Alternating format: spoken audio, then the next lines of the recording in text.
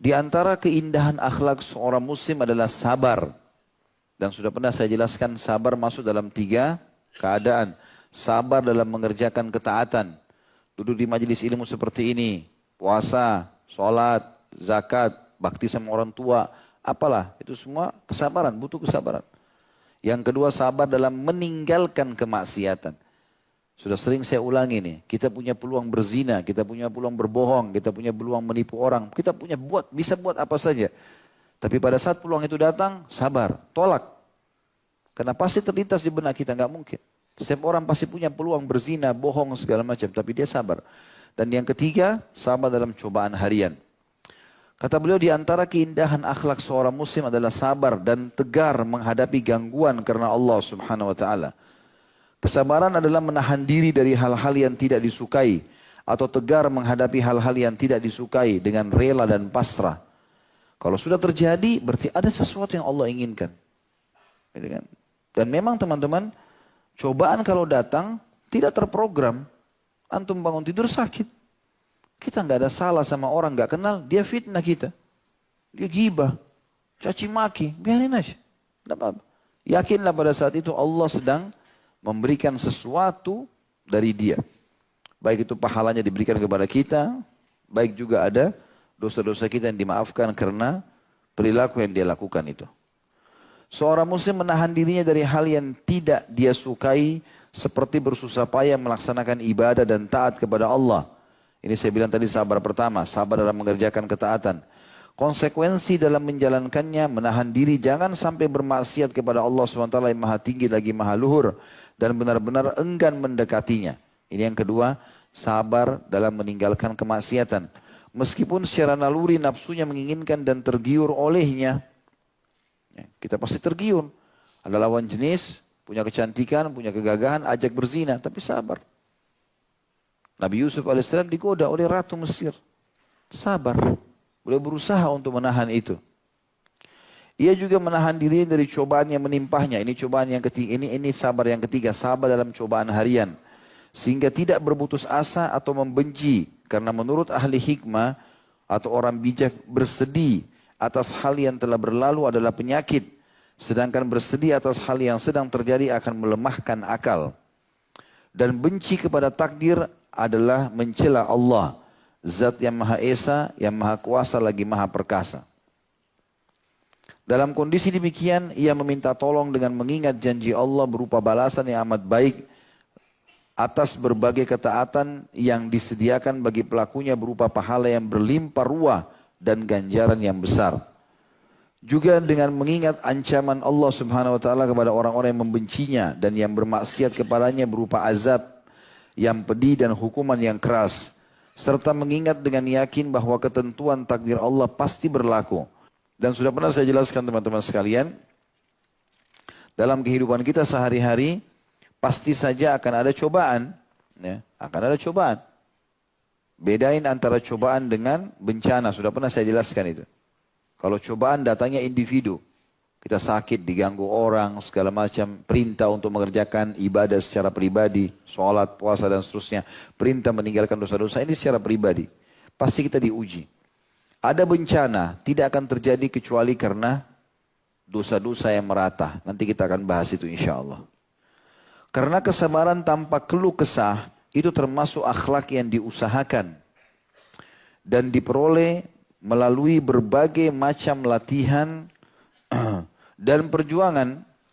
Maka seorang muslim selalu membutuhkan pertolongan Allah agar dianugerahkan rezeki berupa kesabaran dan juga memohon diilhami kesabaran dengan mengingat perintah-perintah yang ada dan pahala yang dijanjikan baginya. Seperti misalnya firman Allah SWT dalam surah Al-Imran ayat 200, ayat terakhir dalam surah Al-Imran. A'udzu billahi minasyaitonir rajim. Ya ayyuhalladzina amanu sabiru wasabiru warabitu wattaqullaha la'allakum tuflihun. Hai orang-orang beriman, bersabarlah kalian dan kuatkan kesabaran kalian itu. Jangan setengah-setengah. Dan tetaplah bersiap siaga di perbatasan negeri kalian dan bertakwalah kepada Allah supaya kalian beruntung. Jelas di sini Allah suruh bersabar dan mengokohkan sabar. Ekstra sabar. Gitu. Jangan bilang saya tidak bisa sabar. Enggak, saya sabar insya Allah. Sebagian ayat Al-Quran menceritakan tentang orang-orang beriman sebelum kita mengatakan kepada orang yang mengganggu mereka, wala nasbiranna ala ma adzautumuna.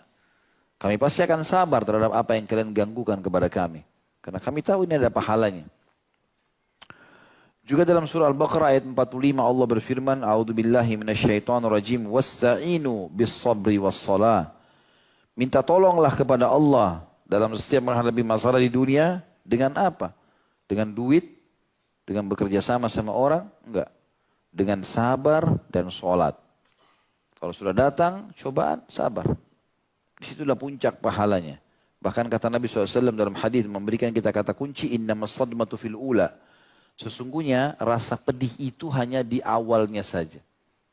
Hari-hari pertama, setelah itu sudah jadi biasa kok. Disitulah puncak pahalanya. Siapa yang menjaga lisannya, kata sebagian salaf, dari keluh kesah kepada manusia, dari cobaan yang sedang Allah timpahkan, Allah muliakan dia karena dia bisa menerima apa yang sedang Allah ujikan. Seperti kita kalau lagi sekolah, dikasih ujian, harus datang jam sekian, harus pakai baju ini, tidak boleh bawa buku. Ada peraturan-peraturan, kita nggak suka, tapi kita tahu ini akan ada manfaatnya, menaikkan kita kelas. Ya. Kalau tanpa ujian tidak naik kelas. Diuji oleh Allah SWT, kalau kita berhasil ngisi semuanya pertanyaan-pertanyaan tersebut, lalui dengan kesabaran, ketenangan, maka kita akan naik kelas. Ya. Dalam ayat lain, dalam surah An-Nahl ayat 127 Allah berfirman, A'udzubillahi minasyaitonirrajim, wasbir wa ma sabruka illa billah. Bersabarlah hai Muhammad, dan tidaklah kesabaranmu itu melainkan dengan pertolongan Allah. Nabi Muhammad SAW diganggu di rumah tangganya, difitnah, dalam kehidupannya dengan sahabatnya, dalam perjuangan dakwanya, banyak sekali. Tapi beliau sabar. Juga disebutkan dalam surah Luqman ayat 17. A'udzubillahi minasyaitonirrajim. Wasbir ala ma asabak inna dzalika min azmil umur. Luqman menceritakan kepada anaknya dan Allah kekalkan nasihat ini. Dan bersabarlah atas apa yang menimpahmu. Enggak ada gunanya kamu teriak-teriak. Karena sudah terjadi. Setiap terjadi masalah teman-teman, ingat 6 huruf ini. Solusi. Jangan tanya lagi kenapa terjadi. Karena sudah terjadi. Enggak ada gunanya. Kata Nabi SAW, kalau terjadi sesuatu pada kalian, sudah terjadi. Jangan katakan kalau seandainya. Karena kalimat kalau seandainya atau lau membuka pintu syaitan. Tapi ucapkanlah, qaddarallahu wa ma syaa fa'al. Allah sudah takdirkan dan Allah melakukan apa yang dia inginkan. Udah. Setelah itu solusi, jalan keluarnya apa? Karena kita teriak-teriak nggak ada gunanya. Sekarang kita pulang rumah, rumah kita kebakaran. Yang kita harus pikirkan 6 huruf, solusinya. Kebakaran sekarang. Padamkan api, itu solusi, bukan yang lain. Kalau kita teriak-teriak, suara kita habis, rumah kita habis. Nggak dapat apa-apa. Atau orang begitu, nangis-nangis. Habis semuanya. Nggak ada gunanya buat dia. Jadi kita harus tahu solusinya apa. Kita keluar dari rumah, dari masjid, sendal kita hilang. Cari nggak ada.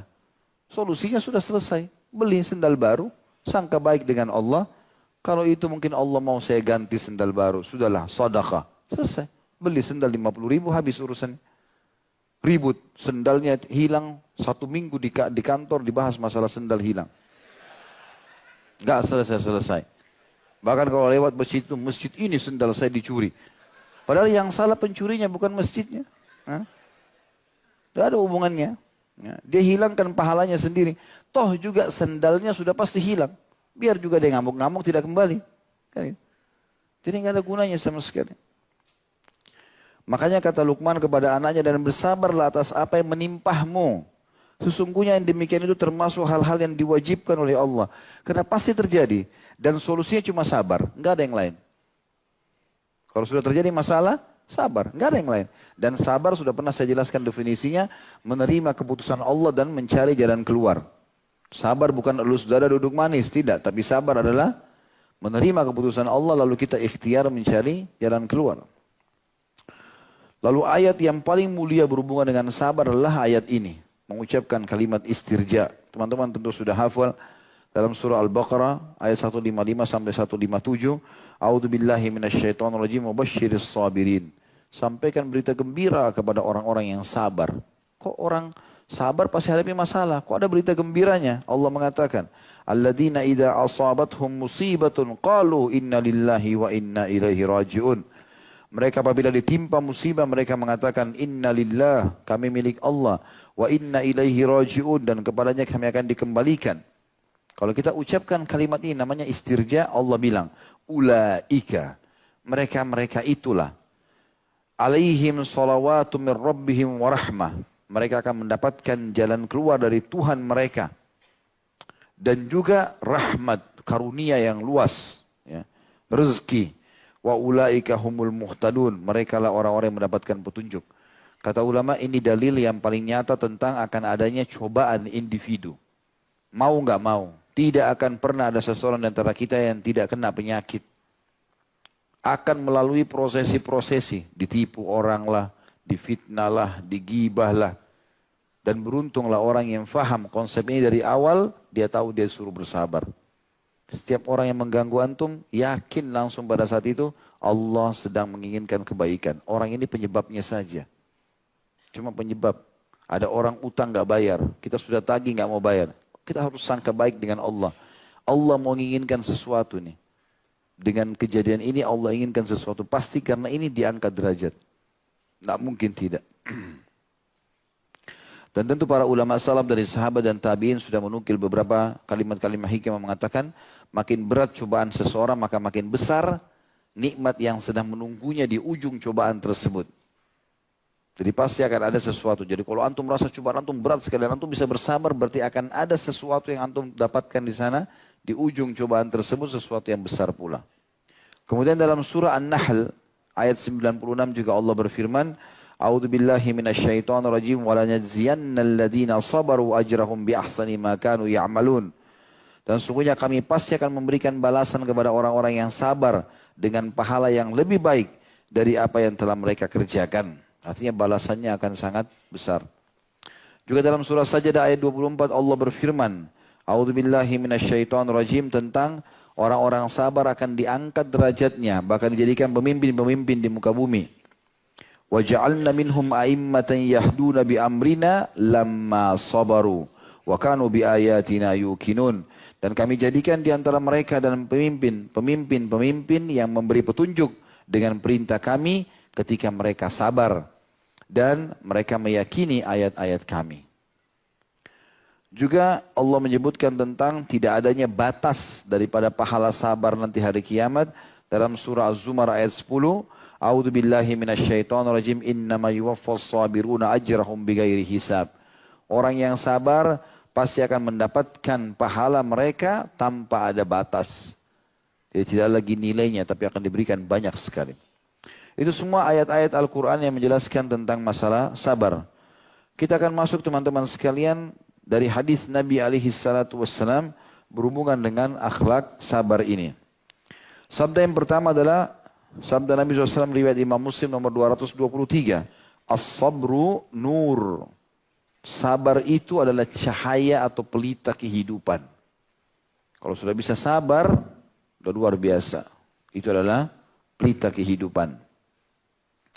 Juga dalam hadis yang lain, riwayat Bukhari nomor 1469, kata Nabi SAW, "Wa may yasta'fif yu'iffahu Allah, wa may yastaghni yughnihi Allah, wa may yatasabbar yusabbiruhu Allah, wa ma utiya ahadun ata'an khairan wa awsa'a minas sabr." Barang siapa yang berusaha menjaga diri, maka Allah akan menjaganya. Dia tidak mau terjumus pada haram, Allah mudahkan dia untuk meninggalkan yang haram itu. Barang siapa yang berusaha merasa cukup, maka Allah akan mencukupinya. Kalau dia sudah merasa cukup, dia tidak mengemis, maka Allah akan buat dia cukup. Barang siapa yang berusaha bersabar, maka Allah akan menjadikannya bisa bersabar. Dan tidak ada seorang pun yang dianugerahi sesuatu yang lebih baik, lebih sempurna, lebih dia butuhkan, lebih daripada diberinya kesabaran. Hadis ini riwayat Muslim nomor 2999. Maaf, Imam Bukhari 1469. Juga Nabi SAW memuji orang mukmin karena kesabarannya dalam masalah yang dihadapi. Sebagaimana sabda beliau, "Ajaban li amri mu'min, li amril mu'min, inna amrahu kullahu lahu khair, wa laysa dzalika li ahadin illa lil mu'min. In asabathu sarra'u syakar, fakana khairan lah. Wa in asabathu darra'u sabar fakana khairan lah." Sangatlah menakjubkan perkara orang-orang mukmin itu. Sesungguhnya seluruh urusannya pasti baik baginya. Kalau sudah sampai pada level keimanan tinggi dia begini. Dan tidak ada demikian itu, tidak memiliki kecuali orang mukmin saja. Yaitu bila mereka mendapatkan kesenangan, mereka selalu bersyukur. Dan itu baik buat dia. Dan bila dia ditimpa bencana atau cobaan, maka dia selalu bersabar dan itu juga baik untuk dia. Hadis riwayat Muslim nomor 2999.